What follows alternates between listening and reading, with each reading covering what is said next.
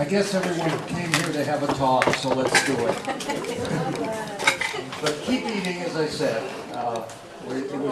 We used to have parties for members at our house, and we got a little too traveling and never did it. And we thought it'd be fun to do this again, and we'll try to make it an institution maybe in January. One of the reasons that we did this didn't come to pass. January is one of the months where sometimes we lose meetings. And I figured if we just lost me, it'd be better than some speaker that had come a far way. But instead we had lovely weather, so we're glad for that.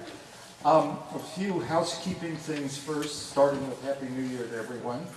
And thank you very much for a record-breaking year in terms of memberships. And I'm pleased to see people already starting to sign up for next year or this year, and we appreciate it. There's been a schedule change. Our speaker for next month was going to talk about Marcellus Shale. His wife is having surgery. We hope to have him back hopefully in May. We're going to have an interesting program next month. A gentleman coming from the flyers around, Mr. Orth, coming from Design Associates. And this is not going to be a historic talk, a little unusual. We're going to talk about ideas for the future of Squirrel Hill. And an opportunity strategy. Betty Conley, our vice chairman, has been wanting to do something on the new urban design for a long time. It's a chance. I've already called the Urban Coalition and told them that we're not stepping on their turf and trying to expand into planning for Squirrel Hill. We just want to have a nice evening. And we figured that we told them that we'd like them to come and join us for that. Speakers down the line, we're going to talk about the Whiskey Rebellion in March. We're going to talk about black baseball in April. We hopefully will talk about Marcellus Shale in May. We're going to have Freddie Fu come in June. We may have an interesting talk in July. The founder of the Historical Society, who's an urban planner and historic preservation specialist and now lives in Philadelphia. His name is Terry Netchie. Called us the other day and said he'd like to come and see everyone and talk about what he's doing. He may come in July. We're going to have the Calvary Cemetery in September. We're going to have Meadowcroft in October, and the Civil War in Pittsburgh in November. And for the first time, I would say that a majority of those talks I didn't arrange, but different members. Helen Wilson, the vice president, has been very active in finding speakers. So it's nice to know that I'm losing money from my pocket. Nice to know that we have that lined up already. Are there any questions before I go into talking? Any questions about the Historical Society and who we are? There are a few new members here. Anything you have on your minds before I get into this? Okay.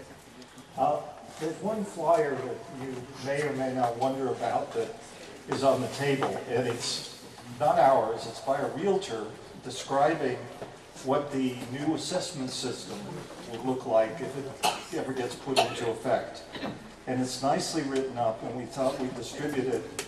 Who knows from day to day what's going to happen. This is not a political endorsement one way or the other, but we thought it was valuable information to get out, and you can find it over on the table.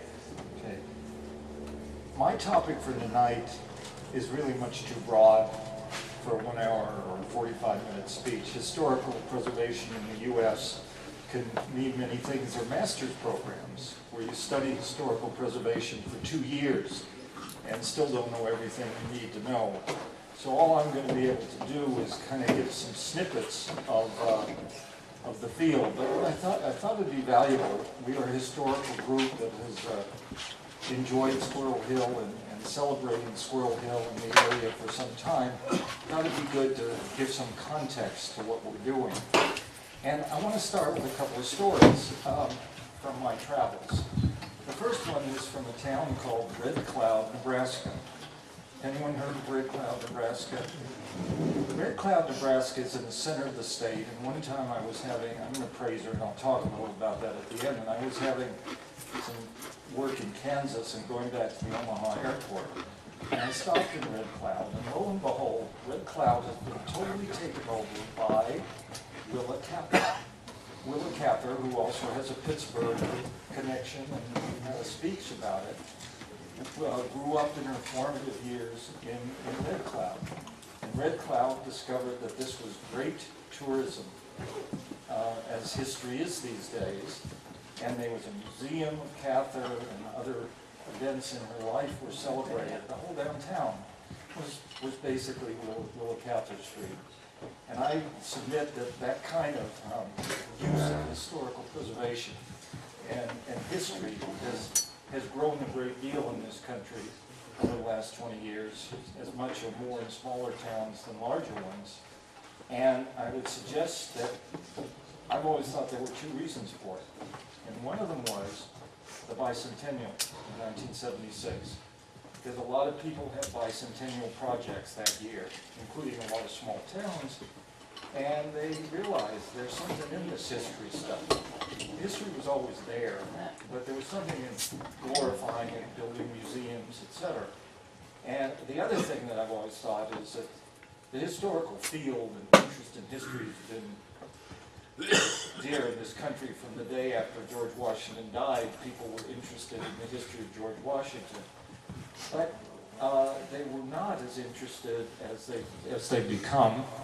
And the use of historical properties has also grown. It's not just been a growing interest in history, but the use of older projects. And I've always thought that one of the reasons for that is that California finally got crowded, and you could no longer run away, and towns all over the country had to start looking at what they had and say, what can we do with it?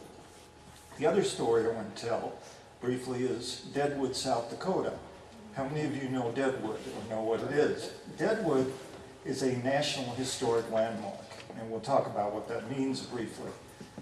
Deadwood had an industry long ago that got shut down by the government. Do you know what it was? It was prostitution. It had an economic crisis. They started looking at what to do to replace prostitution, and they decided, casinos. Okay, now, but where to do casinos? Well, you do casinos in the buildings that you have, which were a bunch of historic buildings along the main street and 2 streets on either side. When they started doing that, the National Trust for Historic Preservation, which we'll also talk about, put the Deadwood on its list of the 11 most endangered places for the year. It became a big brouhaha, the end result of which was that all of downtown Deadwood is now a National Historic Landmark. And a certain percentage of all the casino revenues in all the 40 little casinos in that town is used every year to do historical preservation of other buildings in the town. Again, something that would not have happened so much 20 or 30 years before. The first private historic preservation initiatives that most people talk about in this country were in 2 cities, 2 places, both in the East, but quite different. The first known private restoration of the historic building was the Truro Synagogue in Newport, back in the early 19th century. There may have been others, but that was the best known. The second most significant move in terms of beginning to preserve houses, historic houses with memories of people, was Mount Vernon. In the 1850s, Mount Vernon was threatened to be replaced.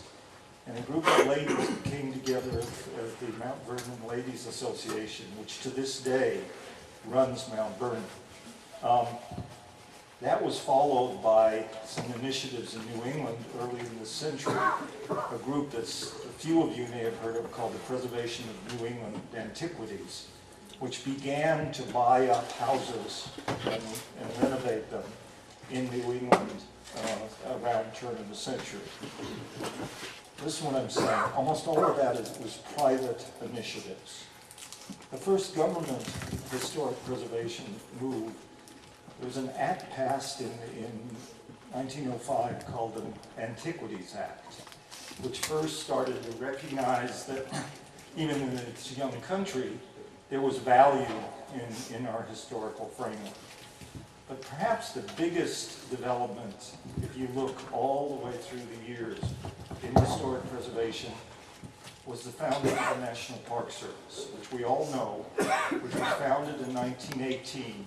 You may or may not know the story. Yellowstone and Yosemite were national parks before the NPS was formed in the Department of Interior, but it was just two parks. In 1918, the Department of Interior was formed the National Park Service, which for the first time had the responsibility of focusing on preserving natural and built resources. Now, they were best known in the early days for national parks, the big national parks in the West.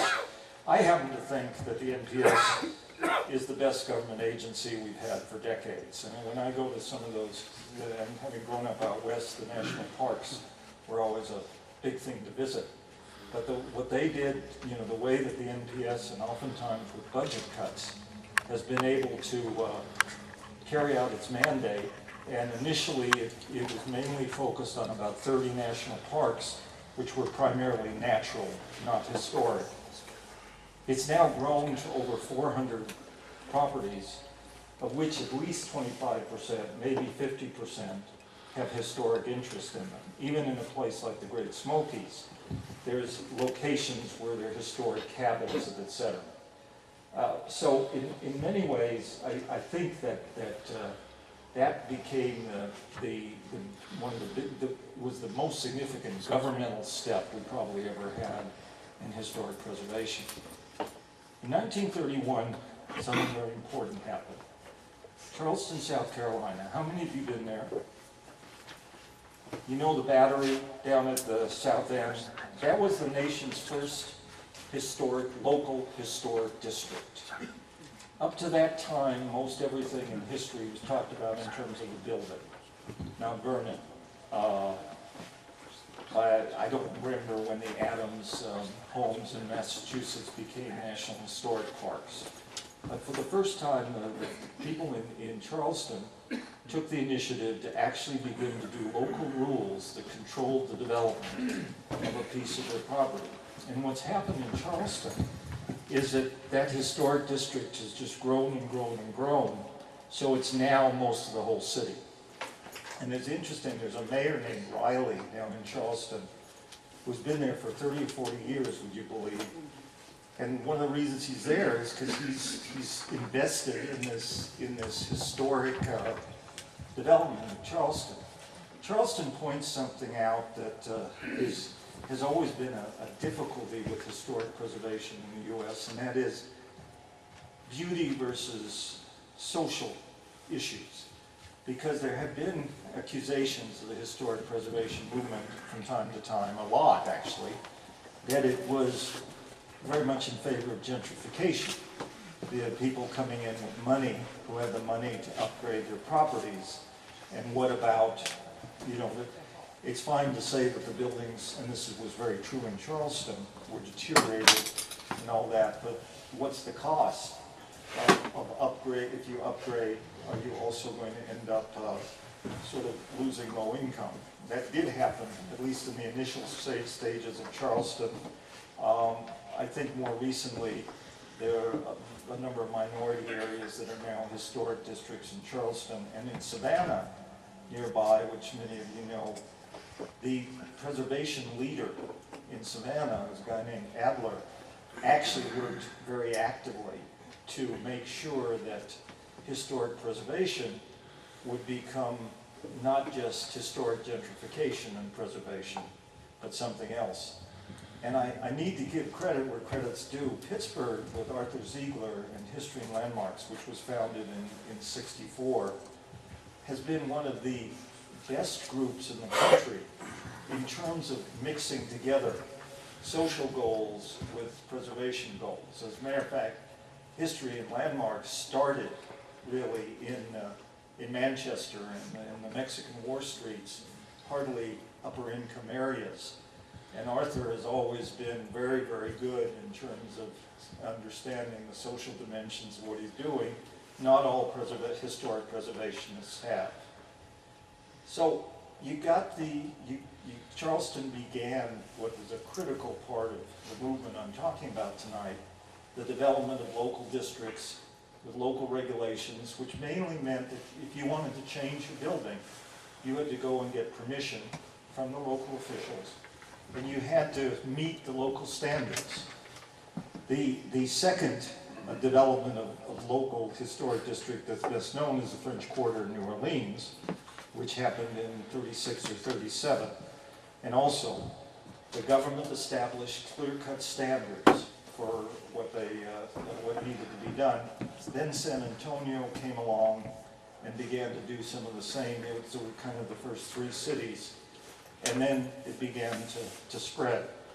I'm going to hand out in just a minute some maps, and I think we have enough copies for everyone, of Pittsburgh's 10 historic districts, which you can keep. That's how many are in Pittsburgh. There's only one in our area. Murray Hill Avenue is a local historic district. Shinley Farms in Oakland is a local historic district. Most of the others, as you'll see, are in other parts of the city. But before the historic district movement could really spread, there was bound to be a challenge. And the challenge was, can a city really do special legislation in a certain area, different than any place else, to control how an area looks? Is that not discrimination or even an improper taking of private property rights? Like a condemnation of a sort, where the government basically tells you what you can do and not do. And in the 1950s, New York started a program, not just for historic districts, but for individual landmarks, and especially Penn Central Station. No, I'm sorry, Grand Central. And there was a case that went all the way to the Supreme Court as to whether or not a city set of rules would in fact be a taking, and therefore had to be compensated to the private owner, and therefore, of course, would have never happened because there was no government money in order to do that sort of thing. The Supreme Court upheld the City of New York's landmark law, saying that it was not a taking. It was something different than a taking, and it was a proper use of government authority. And after that was settled, it was really clear that local governments all over the country had the right to establish local historic districts or individual landmarks. Because some cities, Pittsburgh doesn't do this, but Cleveland does. Some cities have districts and then have a series of local monuments that are regulated kind of the same way, that there's a historic division, usually in city planning, that's the case here, that you have to go to get reviews. I want to stop for a minute. I'm covering a lot of ground. I want to see if there are any questions so far in what I've started to go over. Now, I'm going to start handing out, as I talk, these maps of Pittsburgh's historic districts. Historic districts are not an unmitigated benefit for property owners. As a matter of fact, there have been many cases where it's been a long fight to get historic districts instituted at all. Because think about it for a minute. I'm a property owner, and I want to in one of these districts, and I want to change my windows. And by the way, these historic districts are external standards. There's almost no historic district in the country that is that gets into the inside of a building. So I'm sitting here. I have a nice property.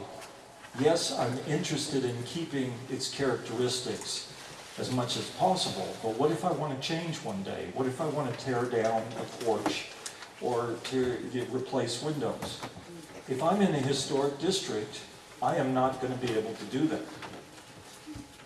That is my explanation of why in a city like Pittsburgh, which has numerous properties that could, and districts beyond what you're seeing, that could easily apply to be historic districts, as houses in Pittsburgh are wonderful, that they have just not been that much interest in initiating additional districts.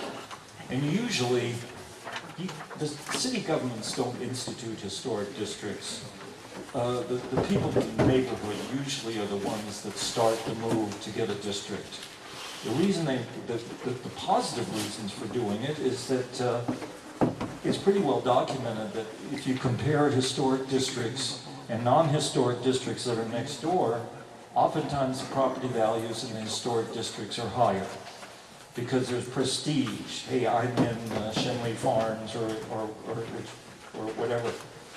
So in many cases, but not in this one, there is heavy moves constantly to get new districts approved. New York City has over 100 historic districts in the city, and they keep being pushes for more, and there are about 12,000 individual landmarks, because people know that historic district has become a blessing, which they might gain, even though they have to go for approvals, they might gain some value from doing that.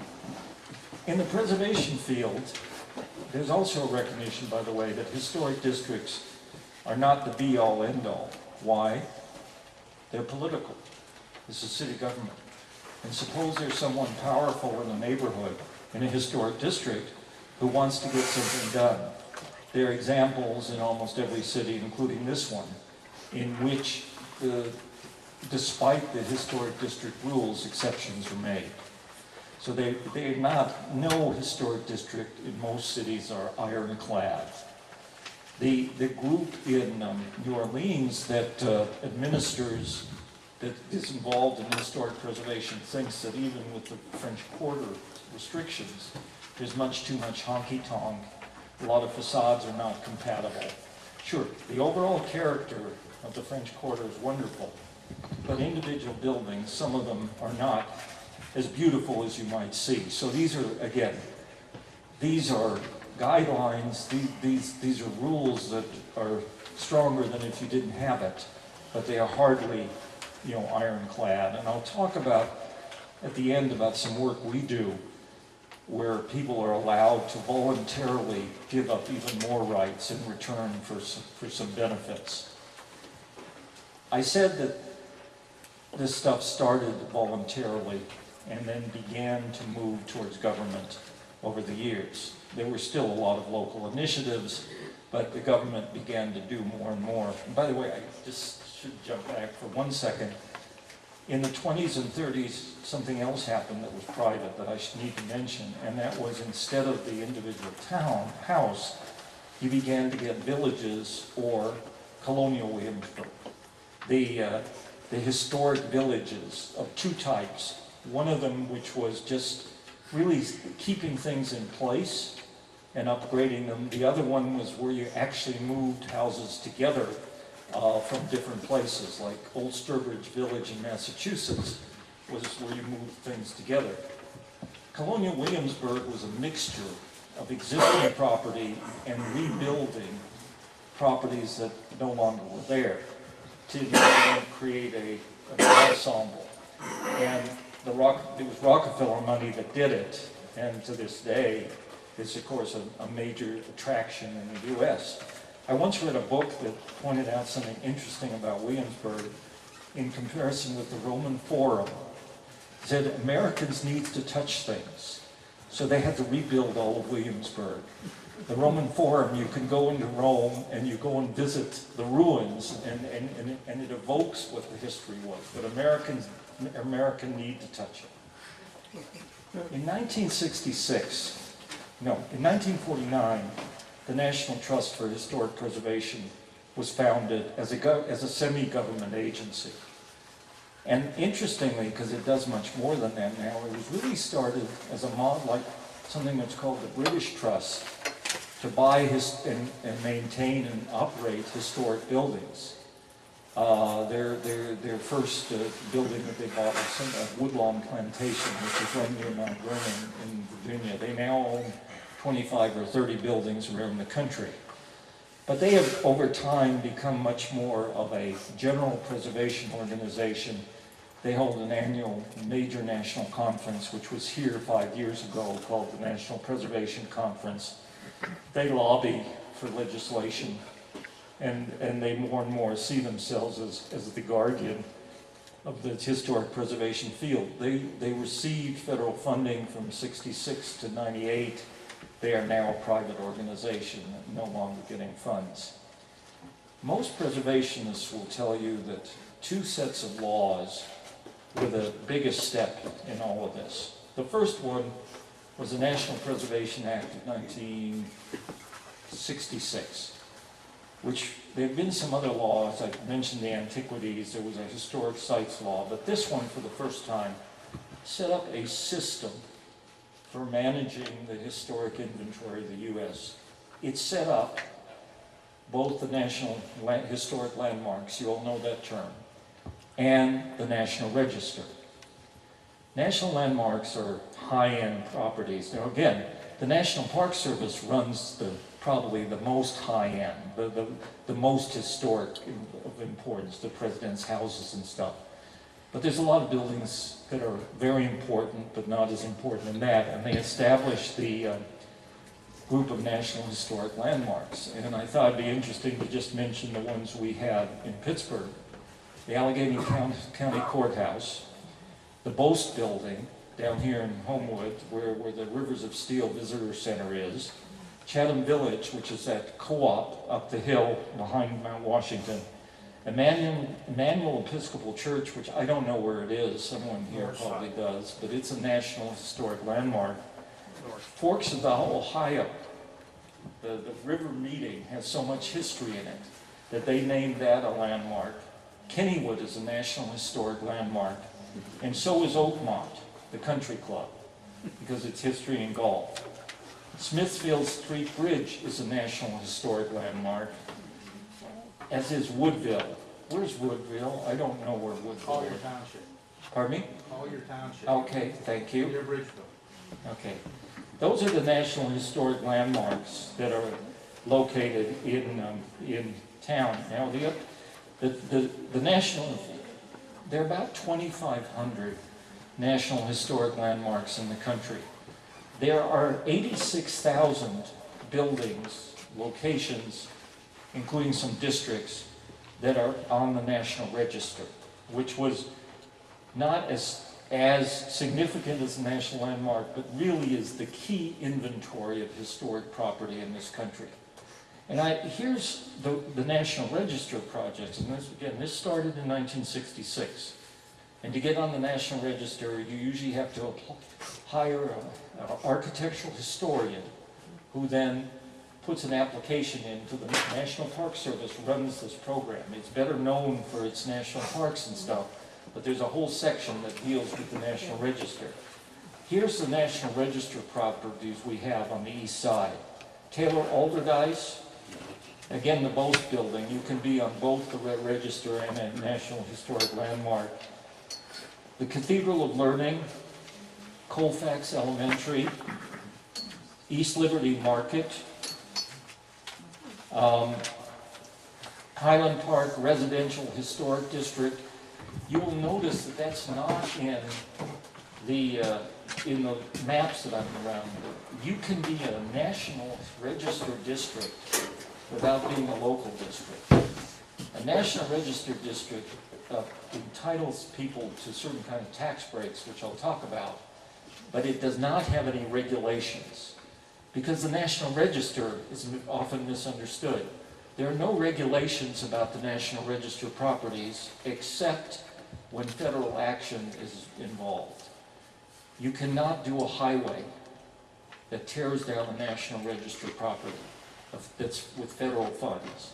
You cannot do a federal housing project that tears down property.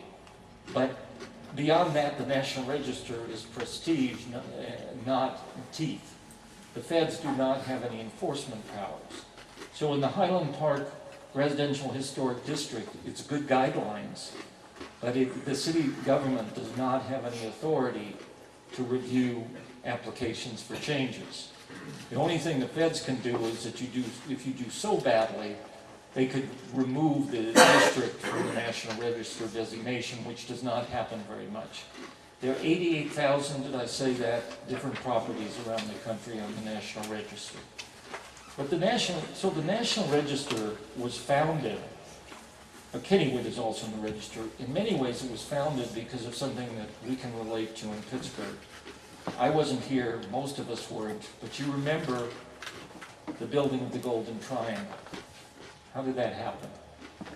It happened because Pittsburgh had, and in Pennsylvania, cities had very extensive urban renewal powers so that they could come in and condemn property and take it over and replace it with new buildings.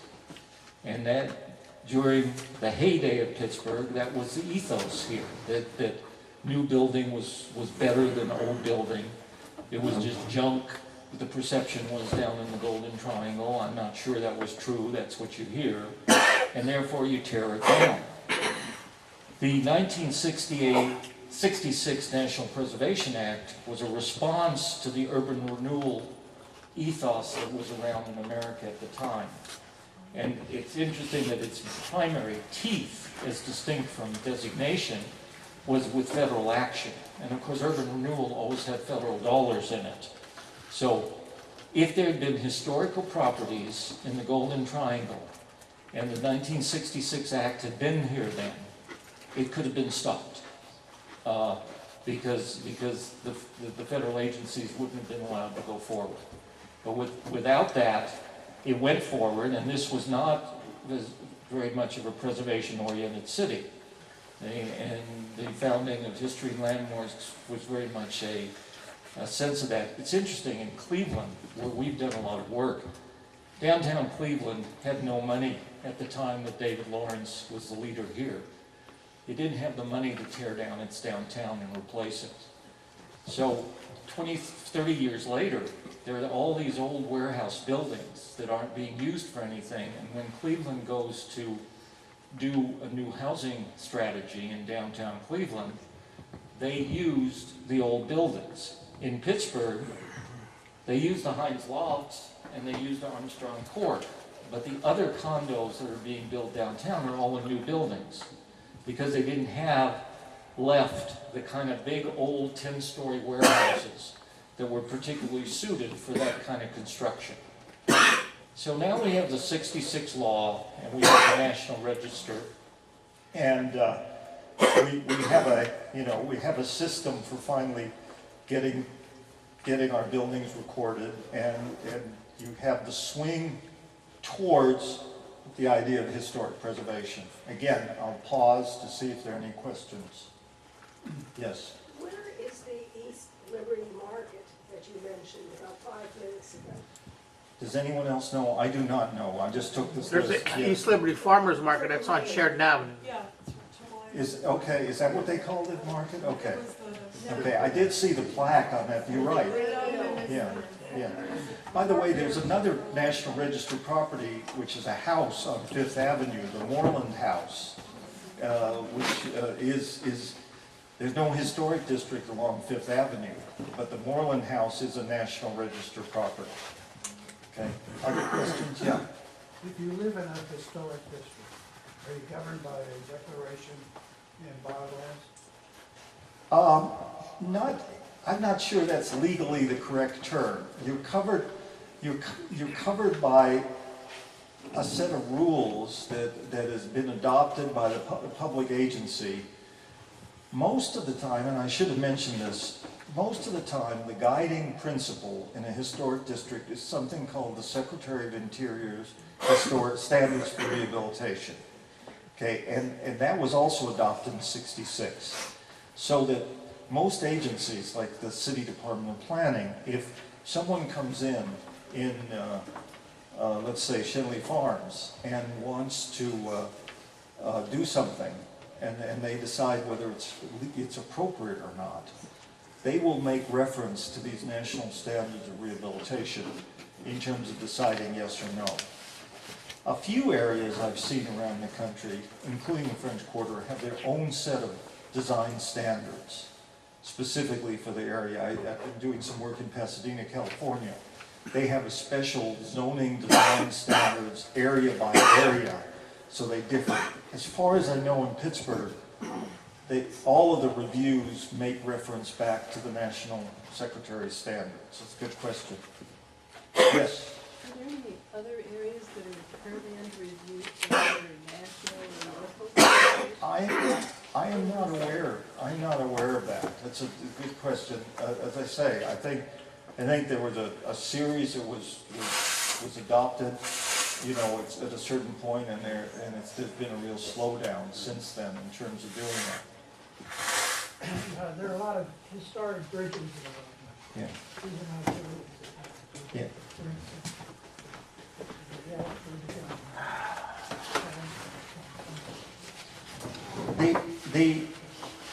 There are some state designations which I haven't mentioned, and by the way, the Pennsylvania Trail of History very much fits into the earlier history I talked about of individual monuments that the government renovated.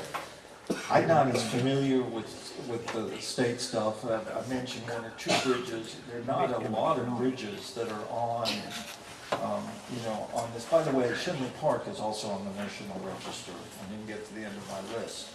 But so there are studies made of, you know, there have been a lot of historical studies made of bridges, but I don't see that it's turned into, you know, register designation or city landmarking to the extent that you might think. This is kind of a comment and not necessarily a question, but occasionally I will see something in the paper where someone owns commercial real estate property. And I'm thinking of two parcels on the north side. And they were on the market. And then the community came in to have it designated a landmark. And here is that owner who wants to sell it and has his or her hands tied because now it can't be developed for the way somebody would want to. That's been part of the story of how these districts have been developed as citizen movements to control things that they don't want to happen. Now understand, the question was, what about some commercial property, north side, got designated as a city landmark or became part of one of the districts? Doesn't that interfere with property rights? It does not interfere with the sale of the property. What it has to do with is that property going to be as valuable later because they'll have to go in and, you know, if they want to make changes, they'll have to get approval from the city government to do it. There's no list of prohibitions in the Secretary's standards. There's a series of guidelines that the city people would then apply in deciding yes or no, but there's the uncertainty. For the possible buyer, they don't know what they're going to face. Bakery Square, which Walnut Capital did, actually is not a designated property. But at one point, there was a previous developer that was looking at Bakery Square, tried to get it designated. And their goal wasn't the citizens' goal to keep it from being wrecked. Their goal was that they wanted certain kinds of tax incentives, which is the last thing I'll talk about today, that you have to be on the National Register to get. So their motivation was a little different. Now, fortunately, Walnut Capital is a pretty responsible developer, and even though they've done some things that the historic folks probably don't like, they in fact kept most of Bakery Square intact in this new development, just because they decided it was good business to do so, but it's not designated. But that's the tension. That's been the tension in historic preservation all along.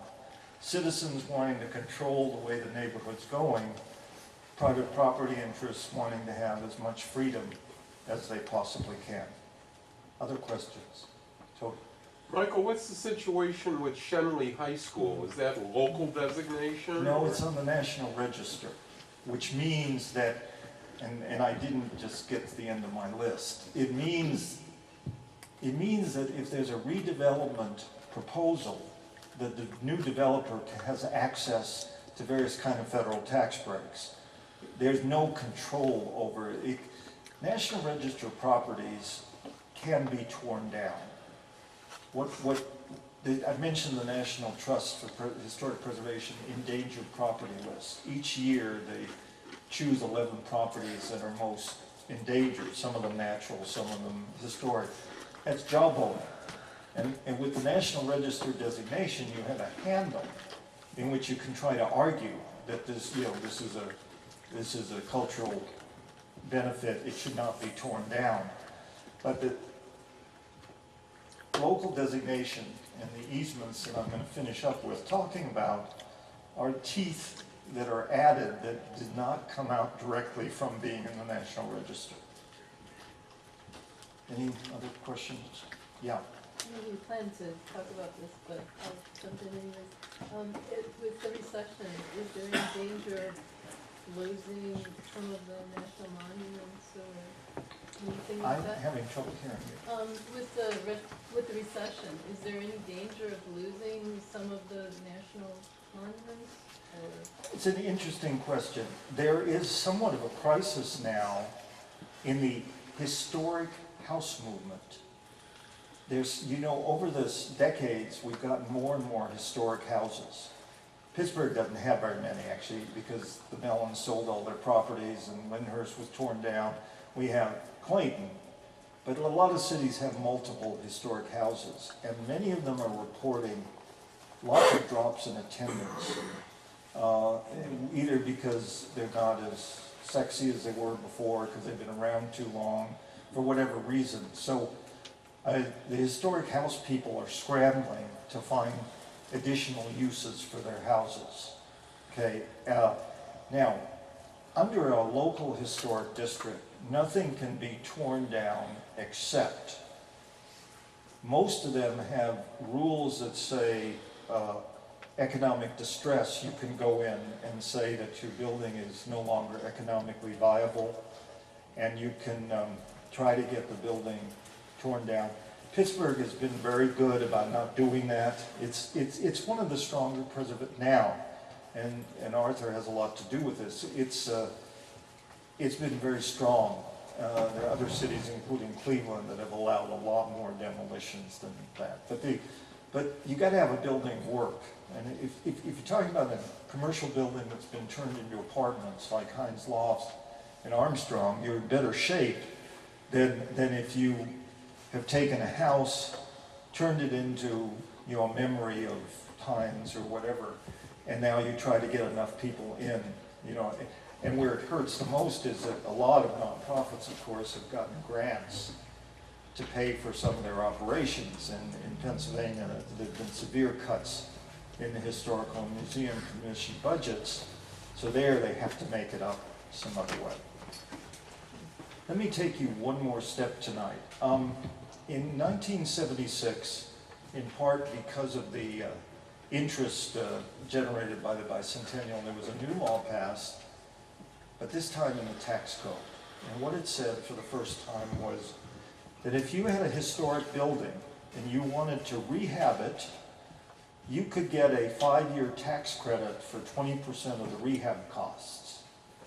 And that program, which has now been around for 30 years, is responsible for a lot of the commercial and residential rehabilitation, mainly the bigger ones that you've seen around the country. As a matter of fact, the Department of Interior says that they've given, well, it's really through the tax code, but they've been over $10 billion of tax credits given since 1976, which has generated up to $50 billion of rehabilitation activity. And so that's a very significant program. It's lobbied for heavily. It may or may not be endangered if there is tax reform in 2013. But there's no doubt, I mean, it was a key part of the Armstrong renovation and the Heinz Loft renovation here in town. And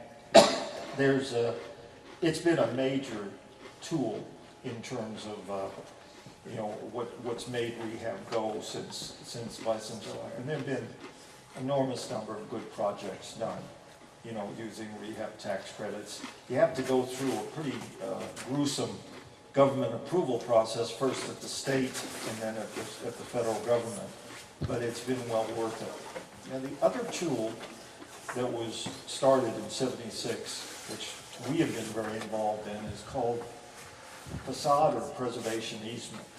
And it worked differently. It did not require that you upgrade an existing building. What it said was, if you're willing to give an easement, a permanent easement, to a group like History and Landmarks, in which they would come in each year and inspect your facade, usually it was not inside, to make sure that you were keeping up to the standards at the time that this easement started, that you can have a one-time tax break, which a big commercial project can be pretty large.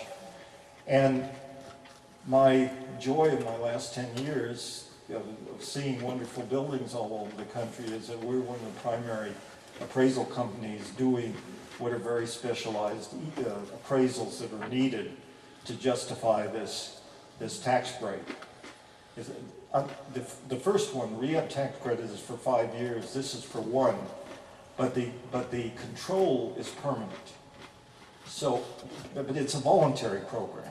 So if you're in a National Register district or a National Register property, and this is appealing to you, you can find an appraiser and work with a group like Arthur's who holds the easements. And I think History and Landmarks probably holds about 15 easements, but there's some in Cleveland, downtown, about 30 buildings use this tool in order to get some tax breaks, which actually they were able to sell to investors.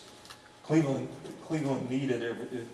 Rents and sale costs in Cleveland are much lower than Pittsburgh, would you believe? And in order to upgrade these warehouses, they needed every federal tax break, state tax break they could find to make these things work. Interesting thing when you do a building that's historic, they aren't very efficient. You know, we usually say when you build a new apartment, you shouldn't have hallways that are more than about 12% of the building. These buildings, if you use these historic buildings with their old columns, they aren't going to be more than about 70% efficient. In other words, you're going to have about 30% dead space because of the way they were set up. And in many ways, the rehab tax credit or this easement stuff has been necessary to make up for the fact that you're preserving the building.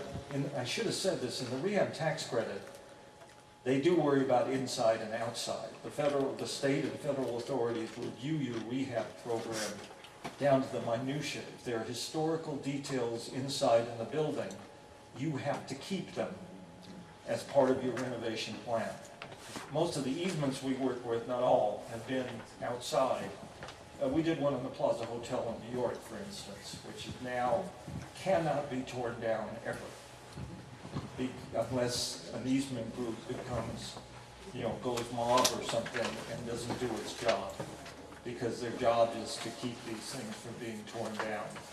So the voluntary program in that sense is the strictest of all, but it takes an owner who says they're willing, they're willing to say yes. And History and Landmarks is always talking to property owners in town about trying to get them to be interested in giving these easements.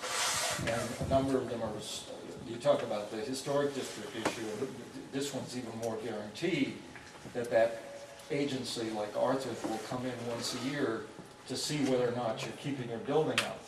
You can understand that that's a disincentive to a lot of private property owners. So only a fairly limited number of the property owners around the country have used this. But again, it's been very valuable, where they do. And that's been used for houses. Individual house owners have given the Moreland House on Fifth Avenue, the owners gave an easement. They got a tax break. Their motivation was both to getting a tax break, and they want to make sure that when this building is sold, that it's preserved. I had one family out in California once, 4 or 5 years ago, who had a building built by a famous architect out there. And now it was time, the family was breaking up, it was time to move on. Before they sold it, they wrote a 30-page guideline of all the interior elements that could not be changed. And they gave an easement to this group, and so it was sold. Someone finally bought the house. It took a long time.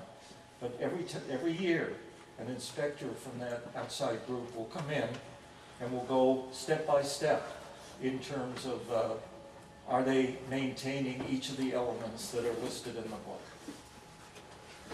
Yes. What happens if they don't? Are they penalized? If they don't, they can be sued, and then the organizations, let's say they let something deteriorate and it needs to be fixed. These easements give the organizations the power to get it fixed and charge the owner for the costs of that. The only exceptions are, acts of God kinds of stuff. Michael, in Oakland on Fifth Avenue, I think it's north corner of North Belfield, there's a church tower attached to a temporary office. Yeah. Okay. Yes, What I've was seen. Oakland on Fifth? I don't know that story, what the reason for that is. I mean, there was a time in DC and New York and Chicago where you were getting an equivalent of that, where people, even in historic districts, were getting permission to keep the historic facade and totally build a new building behind it. I don't know what compromises led to that strange result. Very strange.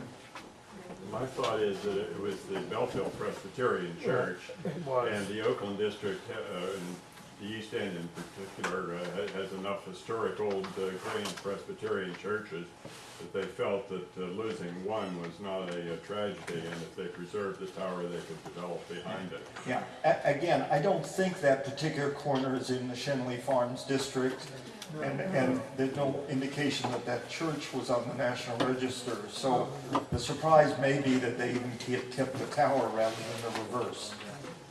Yeah, Michael, if I recall, part of the agreement was that the building that was to be built was going to maintain some of the character of that bell Okay. tower. okay, yeah. Yeah. Now, Toby's comment is a good one. Cities do have building permit authority for all the development. If you've got a city that is historic oriented, and this one has become so, above and beyond these structured rules that I've talked about tonight, you could use the building permit process, to get some extra benefits.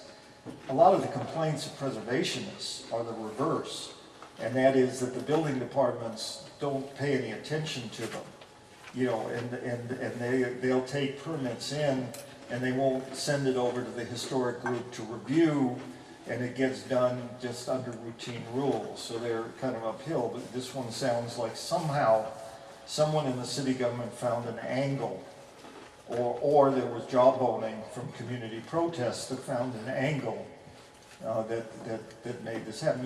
We had this development that was talked about for a while down Murray, where Poli's was. That fell apart for a couple of reasons. One of which was the people probably never really had the money to do it to begin with. But the other one was that there was a community opposition to parts of it, led by the coalition, or there was negotiation. And so there's negotiation on this stuff above and beyond being on the register, et cetera, that may also have historic benefits. That's why you have groups like the Ehrmann Coalition and others to be involved in this. Other questions? Yes? How did you get drawn into this field? How do you get drawn into this deal? Esta, wave your hand. That's my partner and president of our company and my wife. And many years ago in DC, a lot of property homeowners in DuPont Circle and those areas found that the tax rate on their houses, which were already in very good condition, so immediately it didn't make much difference, these restrictions, found that it was very valuable. And someone who was, the program had just started in the late 70s, and someone who was doing it decided she wanted to move on, and Esta's partner, I was not an appraiser yet, was a friend of hers, and they got briefed on how to do this stuff. And so we did it we've only been up here since 2000, we did it in Washington, mainly on houses, because Washington didn't have a lot of big historic commercial properties. And we had decided to come to Pittsburgh in 1999. And just before that, someone reached out to me. They had heard our name about a big building in Cleveland. And so about 6 months before we came up here, what I'll call the commercial and the larger property phase of this kind of work started for us. And lo and behold, it was happening primarily in a city where we could drive over once we moved up here.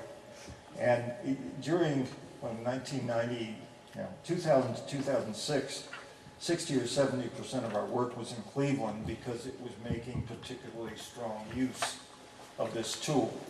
Since then, I spent more time in California this year. Each year is different because it's a voluntary thing. We don't market. We hear from people that they're interested in giving these restrictions, and then we do them. Now, this restriction may be threatened as well in 2013 because this one is considered a charitable contribution. When they came up with this concept in the late 70s, they couldn't figure out where to put it in the tax code. So they decided that if you were contributing to the historic quality of your buildings, that was a charitable contribution. So that's when they take a tax break, a deduction, they file a charitable contribution form when they do that on their tax return. Now, if, and it's a big if, charitable contributions are attacked or reduced in any tax reform, this sort of stuff is endangered, which is one of the reasons that we have one of our busiest years, because people know that they may or may not be able to do this after the next 2 years. Anything else? Thank you. Please don't leave without eating some more, and there's some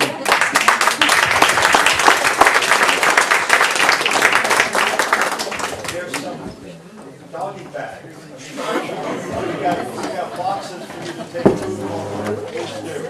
We'll see you next month.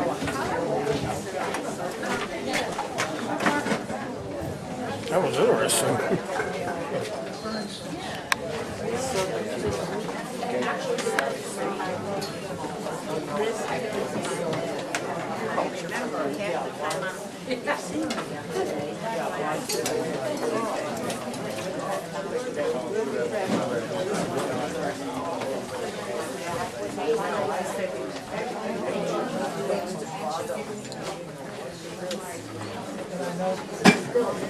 Smile, Naomi. Oh, please. What did I do to you that you are getting even?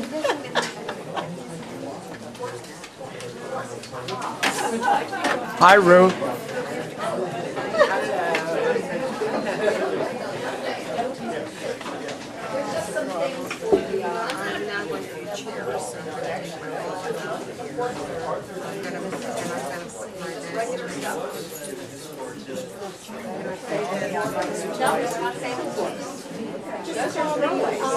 Aren't they neat though? I love those at Costco, aren't they? I think they're much nicer looking than some of the other plastic things. Yes, they're much nicer and heavier. Well, that's what a friend of mine said. She's in Roanoke.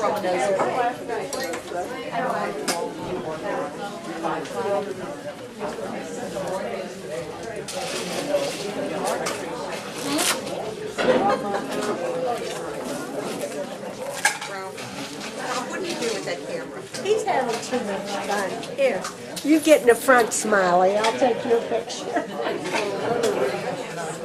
See the new dollies? Yeah.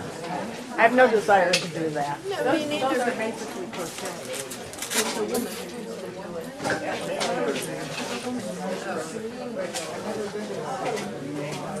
Hi, Roberta. Are you taking me? Yeah.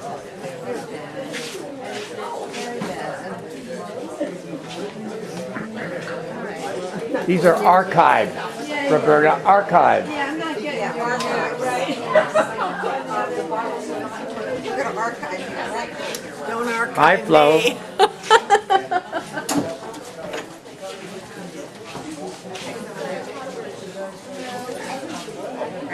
Good night, Shirley. Good night, Ralph. It's been a pleasure. You've done such a good job. Thank you, Shirley. Hey Ralph, what did you do with the can opener? You got it? It was a knife. There it is. I knew it's there. I knew it was there. There we go. It's there. Is that this one open already? That one's open. Oh, is it? Yeah, that one's open. No, that's all right. That's all right, yes. I was trying not to open too many at one time. Right. So that one's full over there. And you can put some of the apples, regular apple cider, and get you a little fizzy. Okay. Yes.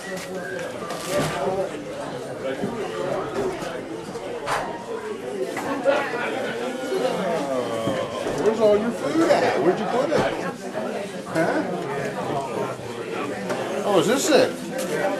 Oh, thank you. Wait a minute. Thank you.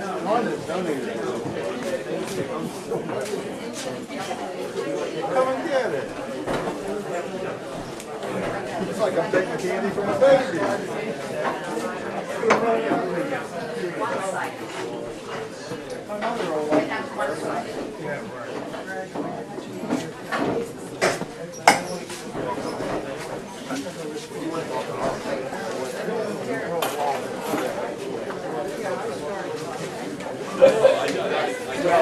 Take one, take some home, stuff home.